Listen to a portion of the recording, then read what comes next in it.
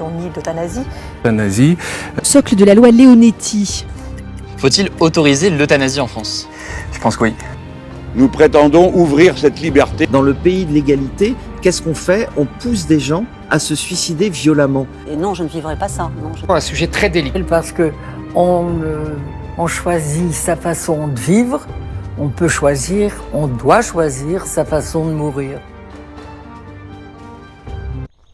Madame, monsieur, bonsoir. Aujourd'hui, nous allons parler d'un sujet qui tient à cœur à de nombreux Français. Entre propositions de loi, milliers d'amendements et réticences religieuses, enquête au sein d'un enjeu de société, celui de l'euthanasie. Pour cela, notre équipe a enquêté et rencontré 3 personnes prêtes à nous éclairer sur ce sujet. Tout d'abord, François Damas, professeur au CHR de Liège et pratiquant l'euthanasie. Ensuite, nous avons pu échanger avec Jean-Louis Touraine, député LREM et fervent défenseur de l'euthanasie en France. Enfin, nous avons rencontré Patrick Hetzel, député du Bas-Rhin et opposé aux nouvelles lois sur l'euthanasie. Maintenant, laissons place au reportage et je laisse Malena expliquer les termes essentiels à la compréhension du sujet.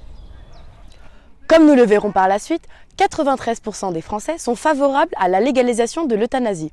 Mais savent-ils vraiment ce que ça représente? Qu'est-ce que vous reconnaissez comme mot dans l'euthanasie? Nazi? Ah ben non, je suis contre. Parce que c'est interdit. Le terme d'euthanasie désigne un acte médical consistant à donner la mort intentionnellement à un patient afin de le soulager de ses douleurs physiques ou morales considérées comme insoutenables. Aujourd'hui, on peut distinguer 2 termes. Le terme d'aide passive à mourir, c'est-à-dire le terme autorisé par l'État permettant la sédation profonde du patient, et l'aide active à mourir que va nous décrire le député Jean-Louis Touraine. Ces cas-là, l'une étant l'euthanasie et l'autre le suicide assisté. L'aide active à mourir englobe l'une et l'autre de ces solutions, et de plus, elle affiche clairement l'idée que c'est à la demande du malade. Le malade demande de façon réitérée, c'est-à-dire qu'il faut que ce soit une demande forte, une demande motivée, demande de bénéficier d'une aide, et le corps médical apporte l'aide à la personne concernée. Maintenant, nous allons parler des soins palliatifs. Ce sont des soins actifs délivrés dans une approche globale pour les patients atteints d'une maladie grave, en évolution ou en terminale. L'objectif des soins palliatifs est de soulager les patients de leurs douleurs physiques et des autres symptômes, mais surtout de prendre en compte les souffrances psychiques, sociales et spirituelles. Merci Malena. Maintenant, laissons place à Grégory qui va nous expliquer la situation en Europe. Nous allons voir quelles sont les positions législatives des pays européens par rapport à l'euthanasie. La Suisse, par exemple, l'autorise dans son code pénal. Petite particularité d'ailleurs, puisque ce sont des associations comme Digitas ou Exit qui s'en occupent dans le pays. Une activité coûteuse, puisque les opérations peuvent monter jusqu'à 9 000 €. D'autant plus que le nombre d'euthanasiés ne fait qu'augmenter en Suisse. Cela est dû à une législation flexible chez eux, puisqu'il suffit que de 3 critères pour pouvoir se faire euthanasier. Premièrement, être en capacité de discernement. Deuxièmement, s'administrer soi-même la dose létale. Et troisièmement, l'aidant ne doit pas être motivé par un mobile égoïste. D'autres pays, comme la Belgique par exemple, présentent une loi beaucoup plus stricte. Là-bas, il faut obligatoirement avoir une situation médicale sans issue, ainsi qu'une douleur insupportable pour pouvoir se faire euthanasier. Légalisée en 2002, l'euthanasie présentait beaucoup de débats et avait beaucoup de réfractaires. C'était notamment le cas du professeur François Damas. L'étape principale et l'étape suivante, c'est que lorsqu'on a discuté des possibilités d'une loi sur l'euthanasie, comme tous les médecins, j'ai dit « Oh non, ça ne sert à rien, tout va bien comme ça, on s'occupe très bien, on sait bien ce qu'il faut faire, il n'y a pas à légiférer, etc. » Puis on se suis un peu intéressé au problème, et puis je me suis rendu compte qu'effectivement, la mort n'est pas un problème médical, nécessairement. C'est un problème d'individu qui est en fin de vie. C'est le malade qui devrait pouvoir décider ou imprimer un peu sa marque. Et ce qui était nouveau dans cette discussion qu'on avait à propos d'une loi sur l'euthanasie, c'est qu'on donnait non pas du pouvoir au docteur, mais du pouvoir au patient. Il aura cependant fallu attendre plus de 12 ans pour voir cette loi s'élargir et donner le droit aux mineurs de pouvoir accéder à l'euthanasie. Mais pourquoi la loi s'y est-elle ouverte? Alors la loi a été étendue aux mineurs en 2014, 12 ans plus tard.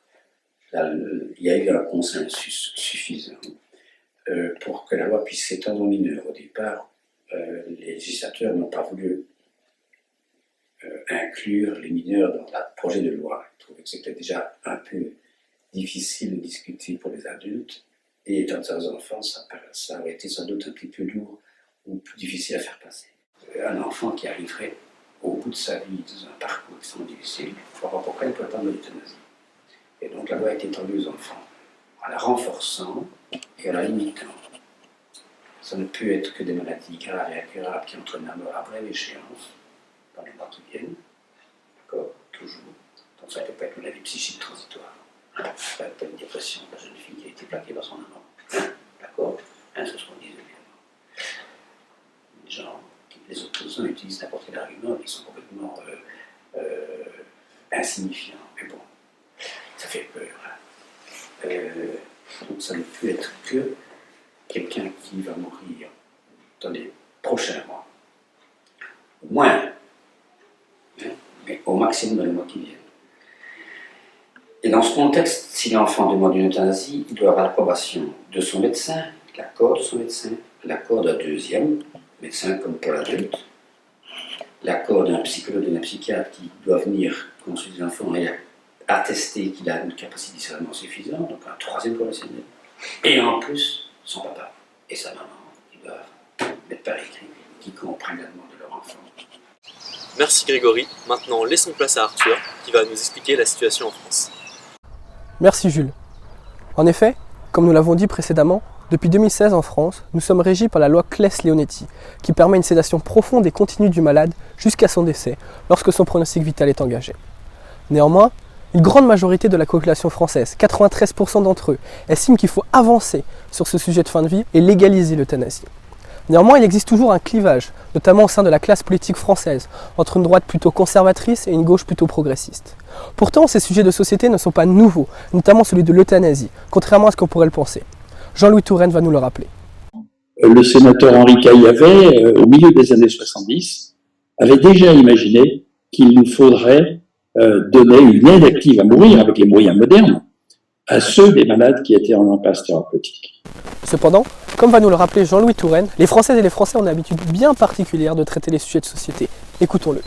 C'est-à-dire que la population demande que ce droit soit accordé. Les députés sont maintenant majoritaires pour cela. Il reste encore à convaincre un petit nombre de décideurs qui demandent toujours quelques années de plus pour véritablement cautionner ce progrès sociétal. En effet, comme nous avons pu le constater, il peut paraître encore effrayant pour des citoyennes et des citoyens d'avancer sur des sujets sociétaux. Néanmoins, sur ce sujet de la fin de vie, tous les feux semblent au vert. En effet, selon un sondage de l'Ordre national des médecins, 70% des médecins sont favorables à la légalisation de l'euthanasie. Aussi, sur la question religieuse, 72% des catholiques en France estiment qu'il est préférable d'ouvrir une loi sur la fin de vie permettant l'euthanasie. Alors qu'avant, c'était un argument utilisé par les opposants et les députés les plus conservateurs pour interdire et pour éviter d'aller vers un projet de légalisation de l'euthanasie. Aussi, Jean-Louis Touraine alerte sur un point, et alerte aussi les députés qui s'opposent à ce projet de loi en utilisant un argument imparable. Écoutons-le. C'est parce que je sais que malheureusement en France, il y a environ chaque année 2000 euthanasies clandestines qui sont effectuées, la plupart à l'insu du malade. En effet, comme nous l'a confié Jean-Louis Touraine, il n'est pas compréhensible et acceptable qu'en France, dans le pays des droits de l'homme, un individu ne puisse pas décider de la façon dont il veut mourir et ne puisse pas mourir dans la dignité. Pourtant, malgré tous ces arguments, quelques députés continuent de s'opposer à la proposition de loi visant à légaliser l'euthanasie. Parmi eux, Patrick Hetzel, député Les Républicains, qui a déposé des milliers d'amendements lors de la proposition de loi d'Olivier Fahlorny en mars dernier lors de son examen. En effet, la loi Fahlorny proposait un accès à l'aide active à mourir, mais également prévoit les conditions de cette dernière. Les trois conditions sont: l'euthanasie pourrait être pratiquée dans le domicile de la personne, pourrait être pratiquée dans un établissement de santé agréé ou dans un établissement de service comme les maisons de retraite. Cependant, Patrick Hetzel continue à avoir des arguments contre cette proposition de loi et notamment en faveur de la continuité de la loi Claes-Leonetti. Écoutons-le sur ce sujet. Les soins palliatifs devraient être généralisés sur le territoire national et on sait que c'est pas le cas. Donc là, il y a à mon avis, de gros efforts à faire déjà de ce côté-là. Et d'autre part, avec cette loi Claes-Leonetti, il y a une disposition qui permet, justement, pour que le triptyque soit respecté, d'aller vers une sédation profonde. Nous avons la chance d'avoir une loi qui maintenant, depuis quelques années, et grâce à Robert Badinter, à ce moment-là garde des Sceaux, d'avoir une loi qui interdit en France la peine de mort. Et donc, en fait, nous sommes aujourd'hui dans une situation où les évolutions législatives sont plutôt allées dans l'optique de préserver la vie et d'empêcher, que l'on donne la mort. Dans la continuité de cet argument, Patrick Hetzel propose donc une solution qui éviterait de légaliser l'euthanasie.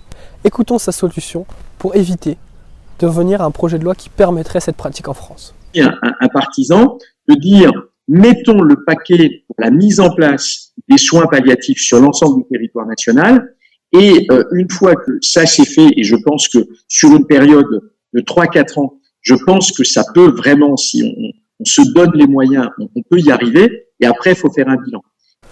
Bref, nous avons pu voir différents arguments sur le sujet de la légalisation de l'euthanasie, ceux qui étaient pour et ceux qui sont contre, ceux qui restent une minorité pour les opposants à la légalisation de l'euthanasie.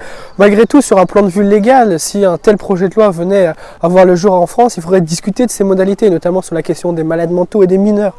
En Belgique, ils ont mis près de 12 ans à ouvrir l'euthanasie aux mineurs et aux personnes atteintes de troubles psychiatriques. En France, pour le moment, ce n'est pas d'actualité et le député de Touraine, en plus d'être législateur, est médecin, professeur de médecine et va nous donner son avis et pourquoi il reste opposé à l'ouvrir aux enfants et aux malades mentaux. Les amis belges, puisque je prends cet exemple, ont introduit secondairement aussi la possibilité d'appliquer pour des maladies psychiatriques. Personnellement, je ne suis pas favorable à l'appliquer aux maladies psychiatriques, puisque par définition, un malade psychiatrique n'est pas apte à prendre la décision. C'est un peu la raison pour laquelle aussi les mineurs sont pas inclus. Théoriquement, on considère qu'un mineur, que ce soit exa ou pas exa, ça dépend de l'âge bien sûr, mais il n'a pas tout à fait la maturité lui permettant de prendre une décision irrévocable comme celle-ci. Merci Arthur et merci à vous téléspectateurs de nous avoir écoutés aujourd'hui. On se retrouve la semaine prochaine pour un nouvel épisode de Parlons-en.